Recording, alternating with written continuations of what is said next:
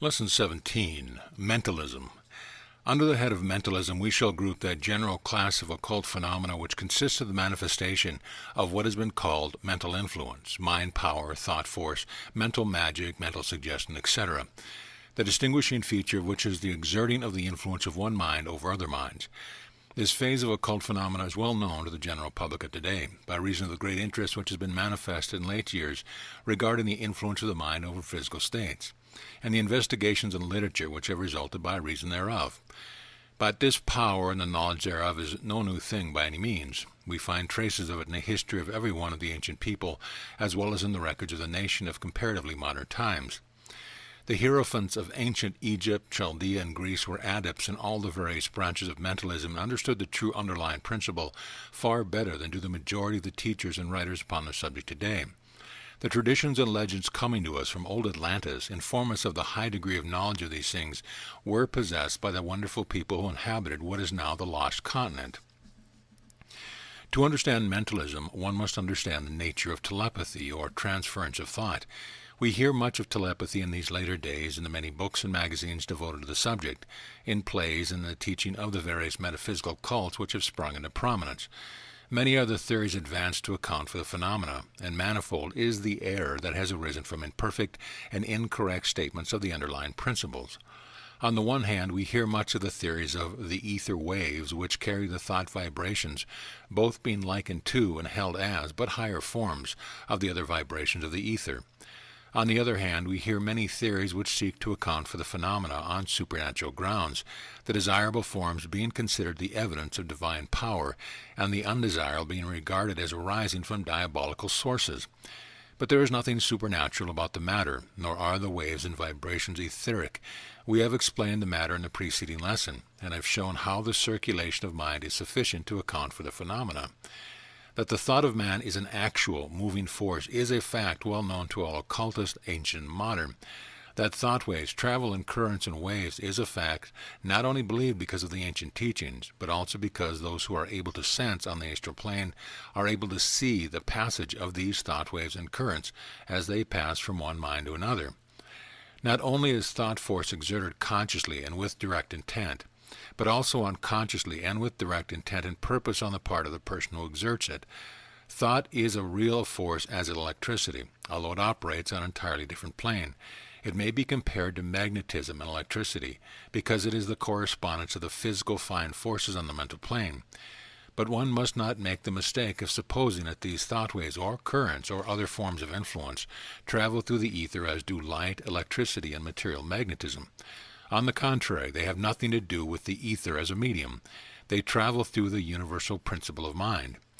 We have seen in preceding lessons that the three cosmic principles pervade all space, the cosmos, and one of those principles is consciousness mind. Do you realize just what this means? That all the space there is, or can be, infinite space, is occupied by the mind principle of the cosmos. That pervading all space there is a great cosmic ocean of mind, living, throbbing, pulsating with life and energy, in the depth of which there is the quietude of eternal calm and peace, on the surface of which are ripples, eddies, waves, currents, and whirlpools, upon and in which there is manifested the face of the fiercest tempest and of the absolute calm, rest, and peace. And in this great ocean of mind, in the cosmic mind principle, occur all the multitude of manifestations of consciousness that are known on the lower planes of life, on the human plane, and on the planes far beyond any possible conception of beings, on the lowly scale of mankind of today. The would-be authorities, instructors on the subject of mentalism, speak learnedly on the etheric waves, by which thought is carried from mind to mind. They do not dream, these founders of latter-day schools and cults, that for thousands of years the arcane teachers have known and taught that even this much vaunted universal ether in which is supposed to abide the foundation principle of all things, this something which science says is a no thing, containing the infinite possibilities of everything, is but the lowest of the scale of the 7 ethers known to the occultist, and which highest and lowest ethers are but the manifestations in the cosmic brain, a result of mind. And to suppose that mind needs this lowest ether to convey its currents of mental energy is as much a folly and inversion of truth as that conveyed in the materialistic dogma that mind is a secretion and byproduct of matter. These pseudo-mentalists do not know the first principle of mentalism when they assert that mental currents are but higher forms of etheric waves and energy. In time, they will learn that the ether is a byproduct of mind and rests in the ocean of mind just as the dissolved salt rests in the ocean of water. We do not say this in the spirit of captious criticism. That would be a waste of words and time, but because we realize that unless the fundamental truth is comprehended and realized, the study of mentalism will be but a phase of study of physical science, which it infinitely transcends in importance. Mind requires substance in order to manifest itself, but it travels in its own medium. Its waves are waves of mind. Its currents are currents of mind. Its vibrations are vibrations of mind. Activities in the center of consciousness are not confined to that particular center of manifestation, but extend in all directions in rapidly widening circles, unless the sender deliberately concentrates his thought force in a special and particular direction, either by conscious or intent, or else by reason of intense desire. This thought force flows out in currents and waves, exerting more or less influence upon all minds with which it comes into contact, the degree depending upon the degree of harmony to the particular vibrations which are manifested in the receptive minds. But all this is an old story to the majority of our readers. There is scarcely need for us to write regarding these fundamental facts of mentalism. They have been told, and often very well told, by the many writers on the subject who have discovered the facts of the operation of these mental forces, although often in ignorance of the fundamental principles involved in the phenomena. Every student of these lessons has read much regarding the operation of thought influence, and to repeat these familiar facts would be akin to repeating the instructions in kindergarten works and the alphabet to advanced students. We shall therefore take it for granted that the student is informed regarding these elemental facts in mentalism, and shall now merely show how they are explaining by the underlying principle of the arcane teaching. In our supplementary work, The Arcane Formulas, or Mental Alchemy, we shall give the formulas for the exact demonstration and manifestation of these principles. These lessons are not for beginners, but are for those who have acquainted themselves with the reality of mental influence and thought force, and who have passed the kindergarten stage of occult attainment and knowledge. The existence of mental influence in its various phases has been fully established to the satisfaction of thousands of investigators. The facts of hypnotism are now common property. The existence of absent treatment and other phases of telepathic influence is now accepted as fact by the majority of students on the subject. What is known as personal magnetism is now understood to result from purely mental cause.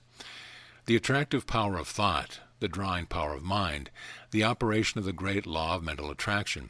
These things are recognized by students of the subject, and hundreds of books have been written explaining them under one hypothesis or another, and giving more or less valuable instructions in their use. We shall not dwell upon these details at this place. Our little book, The Arcane Formula, or Mental Alchemy, will furnish the how side of this subject in a condensed, plain, practical, and usable form.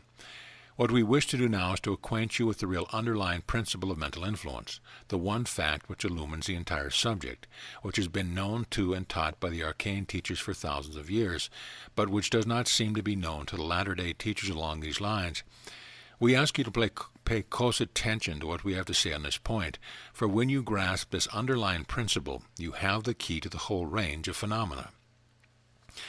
The secret of mental influence, the effect of one mind over the other mind, lies in the fact that there is sex in mind.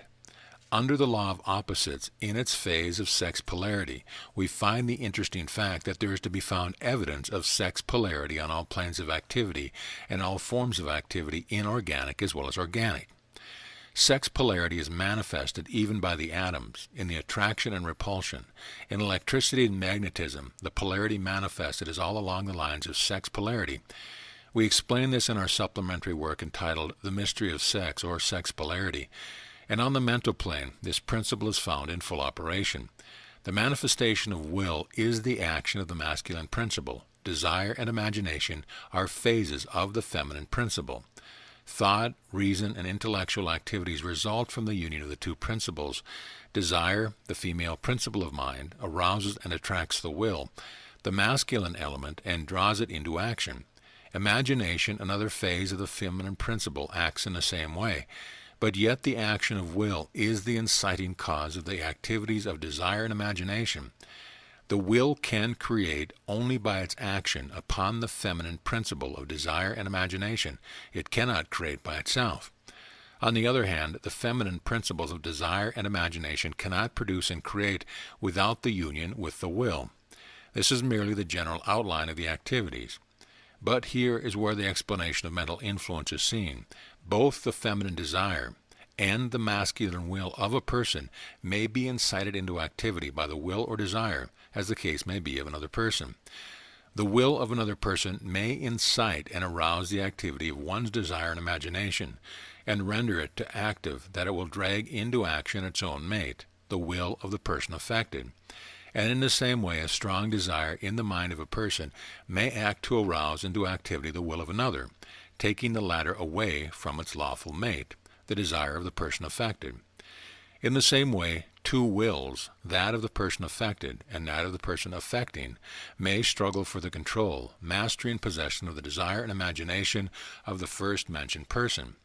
And likewise, there is often found the struggle between the feminine principle of desire in two persons, each wishing to maintain and exert influence over the will of one of the persons. In this statement is contained the actual secret of the mental influence of one person over another in direct personal relations and contact.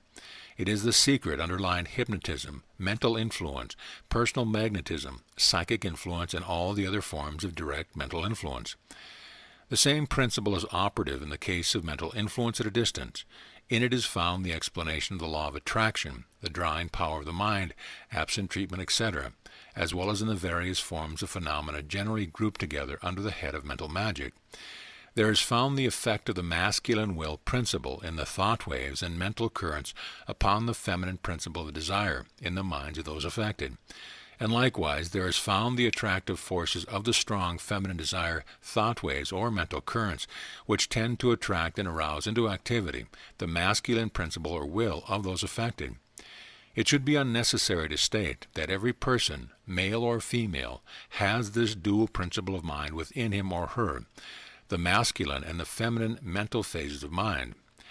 The feminine principle of mind acts always in the direction of exerting and attracting, drawing influence upon the will, and also in the direction of creating and conceiving ideas, mental images, and other forms of mental creative activity. The masculine principle of mind always acts in the direction of inciting activity within the feminine principles of mind. The feminine principles of mind may be said to be dominated and ruled by the masculine principle so far as the apparent working of the mind is concerned. But as a matter of fact, a closer examination will disclose the interesting fact that the masculine principle is always attracted and managed by the feminine principle, either in its own lawful mate or else the feminine principle of some other mind. We have seen in a preceding lesson that the will is free, and theoretically at least may act without restraint from within, but that in reality it never does act unless aroused by desire.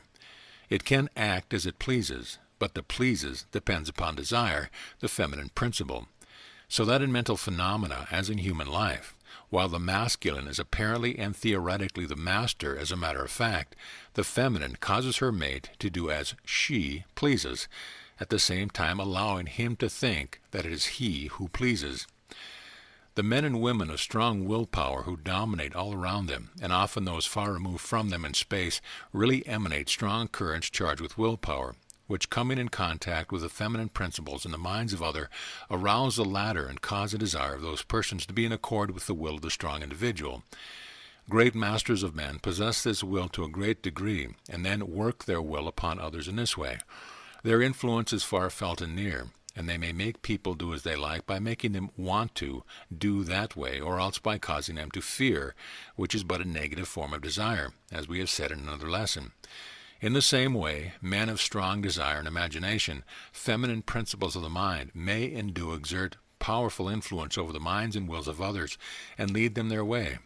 The magnetic person manifests these feminine principles. They attract, allure, draw on, and often actually seduce the wills of other people. They are emotional and capture the will of others, and at the same time produce a consequent reaction on the emotional nature of others by sympathetic vibration. The electric persons manifest the masculine principle and cause others to want to do as the person wishes. They are emotional and not only arouse a desire in others, but also overawe and terrorize the will of the others. The men and women of the greatest power are those who manifest both the masculine and the feminine principles, and consequently affect others on the lines of both poles of their mentality. One moment they exert the power of will, the next the attracting, drawing, charming power of desire. If you will test all instances and classes of the phenomena of mentalism by this principle of mental sex polarity, you will see that it affords an explanation and a reason for them all. We shall have more to say on this subject in our supplementary book, The Mystery of Sex, or Sex Polarity, of which general subject it forms a phase and a part. The principle of sex is strongly in evidence on the mental plane, as it is on the physical, and also it is on the spiritual. He who leaves sex polarity out of the consideration loses the master key to the creative activities of the cosmos. It lies indeed at the very heart of the cosmos itself. So much for the influence of mind over mind. What of the influence of mind over things? The answer to this question is very simple. There is mind in everything to respond to the more positive mind. Moreover, everything is in mind, in the cosmic brain. As we have said elsewhere, if thoughts become things in the cosmic brain, then following the law of analogy, it is possible for thoughts to materialize as things on other planes of activity. The same principle is involved, the principle of mental creative activity. With a cosmos, mental in its nature, with energy and substance, matter and motion, all receptive, responsive and plastic and obedient to mind, what cannot be accomplished by those who understand the laws of mentalism? With will as the great creative power in the cosmos, what is not possible to him who understands the art of willing? With desire as the great creative energy, can we not see why desire should be harnessed, controlled, directed, mastered, and employed in our lives, careers, and destinies? End of lesson.